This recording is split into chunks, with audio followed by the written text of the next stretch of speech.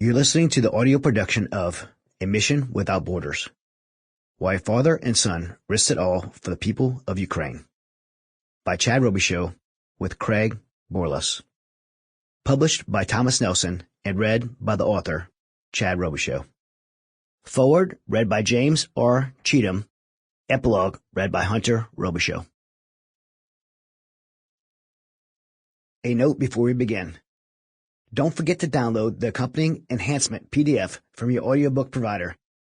It contains a photo gallery and more information about my podcast, The Resilient Show, and will be referred to throughout as the enhancement. This book is dedicated to all those whose hearts ache with a burden for others in need, and to those with the courage to put politics, populist opinion, and borders aside and take action for the sake of doing what is right.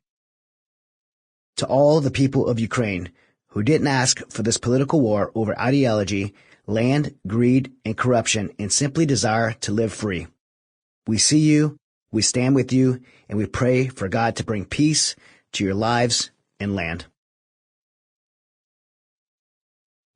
Forward.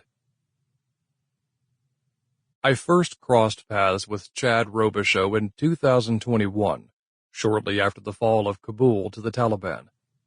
President Biden had ordered the disastrous full withdrawal of U.S. military forces, creating chaos and leaving many Afghans to desperately search for a way out.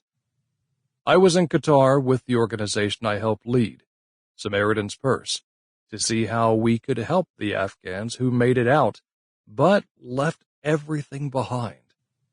I soon learned that Chad was leading a small group of brave citizens who rushed into the danger to rescue thousands of innocent Afghans desperate to escape. Without Chad and his team, many of those individuals and their families likely would have been killed for their assistance to the U.S. military prior to the withdrawal.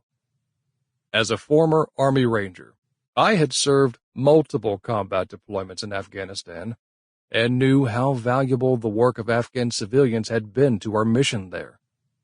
I called many of them my friends. I was thankful and proud of the work Chad was doing, and Samaritan's Purse committed to helping him with this critical effort to save lives. A few years later, as Samaritan's Purse began providing emergency relief immediately after the invasion of Ukraine, I learned that Chad was continuing his life-saving rescue missions there. This time, he was traveling to the front lines. Sample complete. Ready to continue?